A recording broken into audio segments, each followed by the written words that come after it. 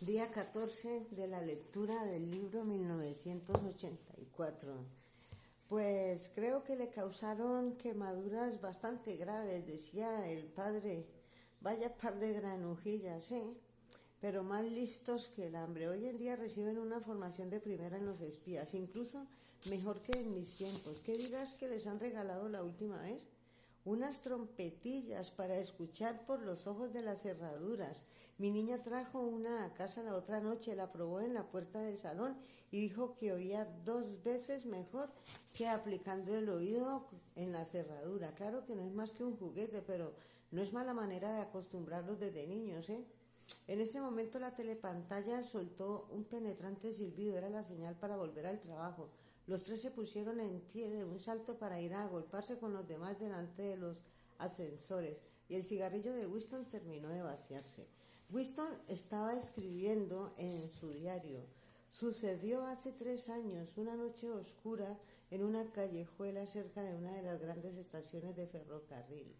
Ella estaba de pie cerca de un portal a la luz de una farola que apenas iluminaba nada. Tenía el rostro juvenil y muy maquillado. En realidad fue el maquillaje lo que me llamó la atención, su blancura como la de una máscara y los labios rojos y brillantes. Las mujeres del partido nunca se pintan. No había nadie más en la calle y ninguna telepantalla.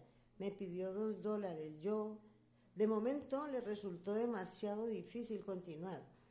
Cerró los ojos y se los apretó con los dedos tratando de extirpar aquella imagen recurrente. Tuvo la tentación casi irreprimible de ponerse a gritar palabrotas o de golpear con la cabeza contra la pared, volcar la mesa y lanzar el tintero por la ventana, de hacer cualquier cosa ruidosa o dolorosa para que pudiera borrar aquel recuerdo que le atormentaba. Tu peor enemigo, pensó, era tu propio sistema nervioso. Cuando menos lo esperabas, la tensión acumulada en tu interior podía traducirse en un síntoma visible. Recordó a un hombre con el que se había cruzado por la calle hace unas semanas, un individuo normal, miembro del partido, de 35 o 40 años, alto y delgado, que llevaba un maletín en la mano. Estaba a unos pocos metros de él, del lado izquierdo, cuando de la cara del hombre se contrajo con una especie de espasmo. Volvió a ocurrir justo en el momento en que se cruzaron. Fue solo una contracción nerviosa, un temblor tan rápido como el obturador de una cámara, pero era evidente que se trataba de un tic habitual. En aquel momento pensó, este pobre diablo está perdido, y lo más inquietante era que muy probablemente se tratara de un gesto inconsciente. Lo más peligroso era hablar en sueños, que él supiera. No había forma de protegerse de eso. Tomó aliento y siguió escribiendo. Entré con ella en el portal y pasaron por un jardín trasero hasta llegar a una cocina en un sótano. Había una cama junto a la pared y una lámpara en la mesita que daba muy poca luz. Ella le rechinaban los dientes, le habría gustado escupir al mismo tiempo que en la mujer del sótano. Pensó en Catherine, en su esposa. Winston estaba casado, lo había estado, probablemente aún siguiera estándolo, porque no le constaba que su mujer hubiese muerto. Le pareció respirar de nuevo el olor a cerrado de la cocina en el sótano, una mezcla de bichos muertos, ropa sucia y perfume barato, pero aún así atractivo, porque ninguna mujer del partido utilizaba perfume, o ni siquiera era concebible que pudiera usarlo. Solo los proles se perfumaban.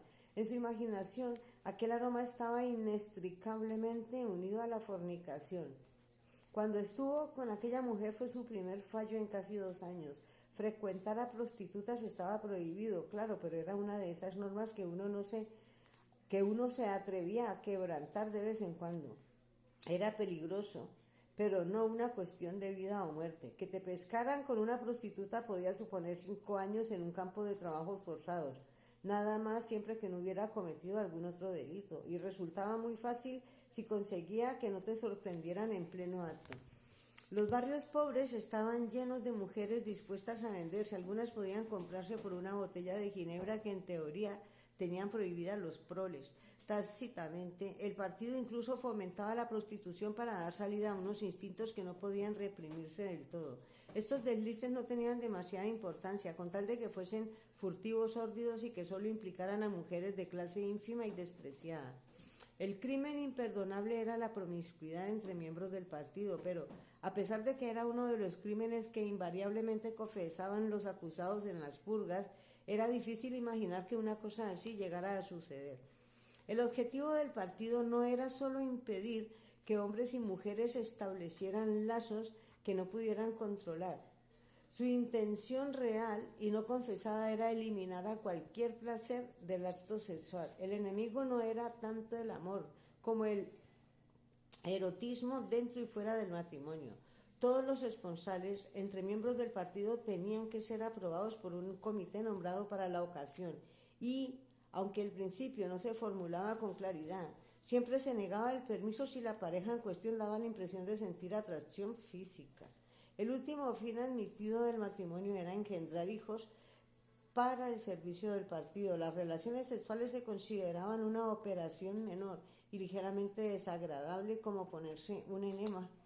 Eso tampoco se decía claramente, pero a todos los miembros del partido se les inculcaba de manera indirecta desde la infancia. Incluso había organizaciones como la Liga Juvenil Antisexo, que defendía la abstinencia total en ambos sexos. Los niños debían engendrarse por inseminación artificial, que se llamaba en nueva lengua insemar, y educarse en instituciones públicas. Winston era consciente de que no lo decían verdaderamente en serio, aunque encajaba en la ideología general del partido, que estaba tratando de eliminar el instinto sexual, o en caso de que eso fuese imposible, de mancillarlo y desvirtuarlo. Ignoraba el porqué, pero le parecía natural que fuese así, y por lo que se refería a las mujeres, los esfuerzos del partido tenían bastante éxito. Volvió a pensar en Catherine. Debía de llevar 9, 10, casi 11 años separados. Era curioso lo poco que pensaba en ella. Pensaba días en los que olvidaba por completo que había estado casado. Solo había estado juntos unos 15 meses. El partido no permitía el divorcio, aunque fomentaba la separación en caso de que no hubiera hijos. Catherine era alta, rubia, espigada y se movía con suma elegancia. Tenía un rostro osado y aquilino que casi parecía noble, hasta que uno descubría su vida de casados. Aunque tal vez fuese, que parecía noble hasta que uno descubría que detrás de él no había nada. Al poco tiempo de empezar su vida de casados, aunque tal vez fuese que ahora la conocía más íntimamente que la mayoría de la gente, decidió que era, sin excepción, la inteligencia más vulgar, vacía y estulta que había visto jamás. Era incapaz de albergar una sola idea que no fuese un eslogan, y no había invisibilidad que no pudiera tragarse si provenía del partido. La banda sonora humana la llamaba en su imaginación. Sin embargo, había podido vivir con ella de no ser precisamente por eso, por el sexo. Cada vez que la tocaba se ponía tensa y rígida. Abrazarla era como abrazar una imagen articulada de madera, y lo raro era que incluso cuando ella rodeaba con sus brazos, aparecía como si al mismo tiempo lo apartaba a su lado con todas sus fuerzas. La rigidez de sus músculos lograba producir esa impresión. Se tumbaba con los ojos cerrados sin resistir ni cooperar, como si se sometiera a él. Era muy violento y con el tiempo llegó a ser horrible, pero habría podido resistirlo si hubieran acordado no tener relaciones. Lo curioso es que Catherine era la que insistía en tenerlas. Aseguró que no tenía que engendrar un hijo si podían, así que siguieron haciéndolo una vez a la semana con bastante regularidad, siempre que no era imposible. Incluso se lo recordaba por la mañana, como si fuese algo que tenían que hacer por la noche y que no debían olvidar. Tenían dos maneras de decirlo. Una era hacer un bebé y la otra es nuestro deber con el partido. Si hubiera llegado a usar esa frase, sí había llegado a usar esa frase, es que tengo las gafas sucias. Winston llegó a sentir verdadero horror cada vez que llegaba el día señalado. Por suerte no tuvieron hijos y al final ella aceptó dejar de intentarlo y poco después se separaron. Winston suspiró de forma inaudible, volvió a coger la pluma y escribió. Se tumbó en la cama y de pronto, sin ningún preliminar, del modo más vulgar y horrible que quepa imaginarse, subió la falda. Yo.